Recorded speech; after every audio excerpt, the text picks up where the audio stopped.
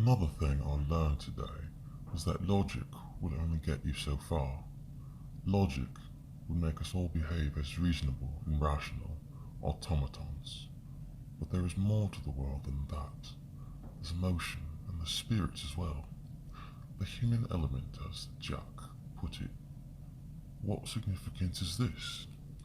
Well, suppose a girl wanted a boy, her first love, to remain pure for her. She wants him to wait until after marriage for them to have sex. Suppose the boy leaves, defines sex, and in that same process discovers a plethora of new experiences. Drugs, alcohol, cigarettes, weed, one-night stands, hookah bars with belly-dancing women, house parties, etc. He also discovers homosexuality, friends with benefits, ambiguous relationships, the shades of grey that society doesn't tell you about, then new life directions, gainful employment, college, and other passions, all quote-unquote stuff that led to other stuff, and stuff he might have been kept from experiencing if he had simply waited for her in her small-minded, narrow view of the world and her virginity. Bracket. Much of it may sound, end bracket, morally negative and unhealthy, but to the boy it's extremely positive and pleasant, mind you. Now, knowing that, who is selfish? Him for seeking new experiences, or her for wanting him to wait years and years just to try anything remotely sexual as well as keeping him from a plethora of other experiences? I'm sure that could have been worded a bit better, but the idea remains that they are both a little selfish, though one results from open-mindedness and the other from closed-mindedness or conservatism. The lesser of two evils, anyone? Logically, more experience is more logical in my own understanding because it means I can learn more, because it helps one be more productive, etc. Logic to me would say to seek more experiences because it supports my goal of learning as much as I can and passing it on to others.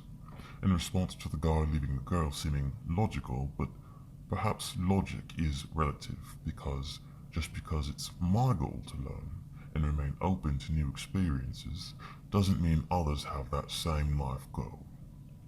Thus, while it is logical for me to avoid monogamy so I can have the freedom to leisurely test life's experiences, it may not be thusly for most other people who don't quantify or qualify life in terms of new experiences, but in terms of loved ones, achievements, emotions, etc.